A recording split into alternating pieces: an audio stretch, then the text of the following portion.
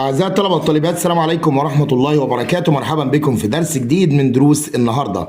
معكم عادل بسيوني بإذن الله، مستمرين مع شرح منهج تالتة إعدادي، متواجدين في يونت 8 الوحدة الثامنة، متواجدين مع قاعدة النهاردة في الجملة الشرطية. The first conditional، الحالة الشرطية الأولى. تعالى في البداية نتعرف على أداة الشرط اللي اسمها if، ومعناها لو أو إذا، واللي بتساوي when، واللي معناها عندما. معانا النهارده الحالة الأولى first conditional. طيب في البداية خالص نعرف إن if في الحالة الأولى بيجي معاها جملتين. الجملة الأولى بتكون مضارع بسيط، والجملة الثانية بتكون will والمصدر. يعني ايه will والمصدر؟ يعني مستقبل بسيط. اذا هي ممكن تجيلي منفيه، يعني اقول want والمصدر مفيش اي مشكله، want والمصدر. طب لما نيجي نبص على المضارع البسيط نقول ايه هو المضارع البسيط؟ يقول لي ده التصريف الاول للفعل، كويس جدا، وبضيف للفعل اس او اي اس اذا كان الفاعل بتاعي مفرد غائب. لو الفعل بتاعي مفرد غائب احط الفعل بتاعي ايه؟ اس او اي اس. يبقى الحاله الاولى من قاعده اف بيجي بعدها مضارع بسيط، والجمله الثانيه مستقبل بسيط. طيب في الحاله دي بيقول لي ايه؟ اذا حدث فعل الشرط، يعني لو الجمله الاولى دي حدثت لابد من حدوث جواب الشرط الجملة الثانية تحصل. لو حصلت الجملة الأولى الجملة الثانية تحصل. طب اديني مثال كده يلا. بدأ يقول if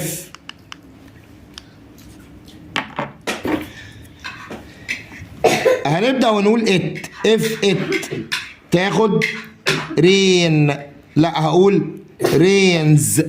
if it rains. ليه قلت rains ما قلتش rain؟ عشان if هنا عفوا it ضمير مفرد غائب. if it rains heavily لو مطرت بغزارة، ايه اللي هيحصل؟ I won't go out، انا مش هعرف اخرج. يبقى هنا ولا هي منفية وبعدها فعل في المصدر، يبقى مضارع بسيط will والمصدر، مضارع بسيط will والمصدر. فين يا مستر ويل؟ اهو جايب will منفيه اللي هي will not، اللي هي باختصارها الى want. طب اديني مثال كمان. if I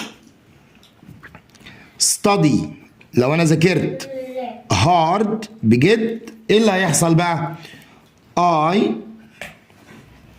will succeed، انا هنجح. ايه اللي حصل؟ قال لي هنا study مضارع بسيط تصريف اول اهو، وهنا will succeed سوف انجح. طب تعالى مع بعض كده نغير الفاعل. نغير الفاعل يعني ايه؟ يعني انا هقول if بس مش هقول I، هقول he. يبقى if he studies، الله ليه قلت studies؟ عشان he مفرد. يبقى if he studies hard لو هو ذاكر بجد، ايه اللي هيحصل؟ he will succeed. الله طب ما succeed ما اتغيرتش ليه؟ لان يا مستر ده will فعل ناقص، واي فعل ناقص يجي بعد منه مصدر. اي فعل ناقص يجي بعد منه ايه؟ مصدر. طب اديني مثال كمان. حاضر. we want we يعني ايه؟ نحن. يبقى الفعل فيه اس ولا ما فيهوش؟ لا ما فيهوش. we want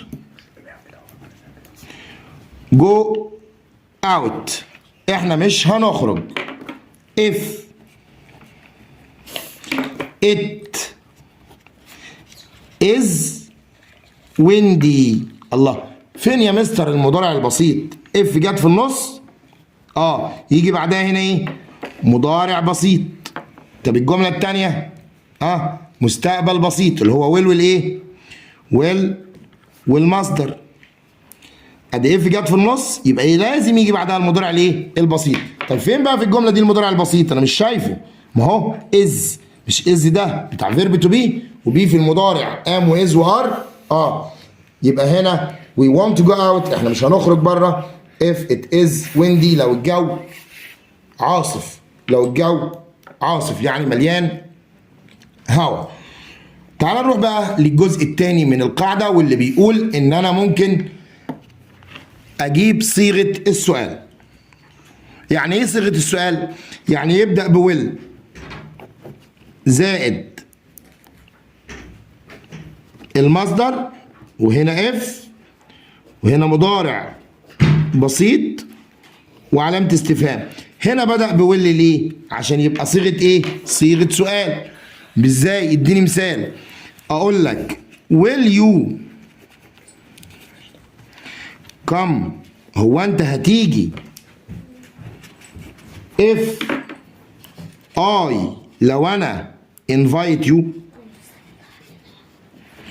يعني بيقول له ايه؟ هو انا لو دعيتك انت هتيجي؟ يبقى دي ويل هي جابت ايه؟ جابت مصدر.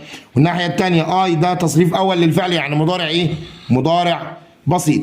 يبقى اف في المضارع يجي معاها ويل، اف في المضارع يجي معاها ويل، اف في المضارع يجي معاها. تعالى بعد كده نتكلم عن صيغه السؤال، لانه ممكن يجي يسالني في صيغه الايه؟ في صيغه السؤال. طيب يبدا بايه؟ بكلمه الاستفهام، وبعد كده عادي يا شباب ويل، وبعد كده الفاعل، وبعد كده المصدر، وبعد كده اف، ويجي بعدها جمله ايه؟ برافو عليك، مضارع بسيط. طب اديني مثال. تعال اديك مثال. يعني انا ممكن اقول لك ايه؟ what will you do، what will you do، ماذا سوف تفعل. if you have، لو انت معاك a lot of money، لو انت معاك فلوس كفايه او فلوس كتيره. شوف هنا قال ايه بقى؟ what will you do، will اهي جابت لي ايه؟ جابت لي الفعل فين؟ جابت لي الفعل في المصدر. طب هنا الجمله الثانيه اللي جايه بعد if مضارع بسيط، مضارع بسيط. what will you do if you have a lot of money، لو انت معاك فلوس كفايه.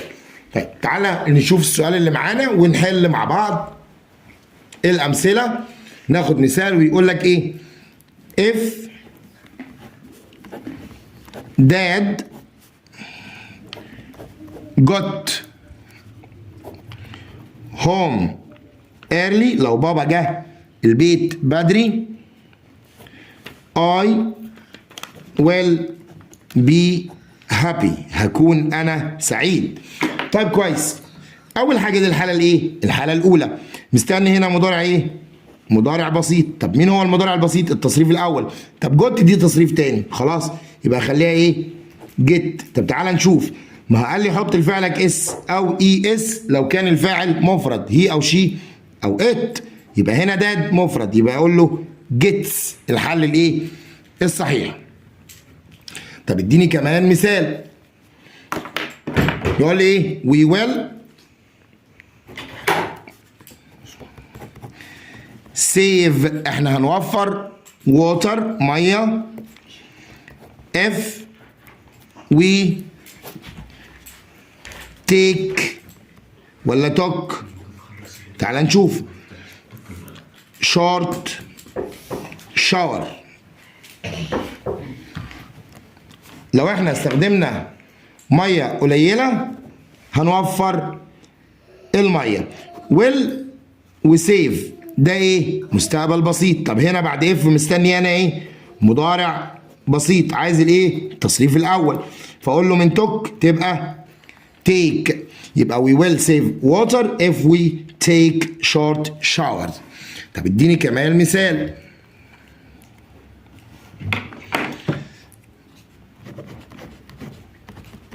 will هاني spoke English if he travels to انجلاند ده صيغه سؤال، مفيش مشكله انها صيغه سؤال. اهم شيء ان اف ده ايه جاي بعدها ايه مضارع بسيط. فين المضارع البسيط يا مستر؟ اهو travels. طيب يبقى انا عايز هنا ايه مستقبل بسيط، ويل بتجيب هنا ايه بتجيب المصدر، يبقى المصدر من سبوك. برافو عليك سبيك.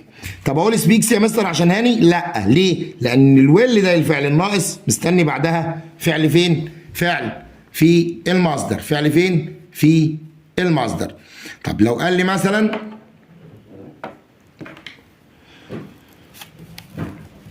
what will happen،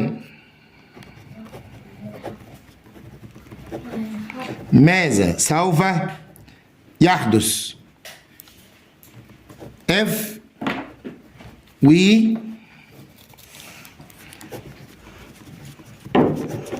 doesn't recycle، لو احنا ما عدناش تدوير للرابش القمامة. كويس. هو هنا عمل ايه؟ نفى المضارع البسيط عادي جدا. ما المضارع البسيط يقدر يتنفي بايه؟ يا اما بدونت يا اما بدازنت. نروح لوي. هو وي الفعل معاها في اس؟ لا. يبقى هيتنفي بايه؟ برافو عليك هيتنفي بدونت. يبقى what will happen if we don't recycle rubbish. if we don't recycle rubbish. اشكر لكم طيب المتابعة والسلام عليكم ورحمة الله وبركاته.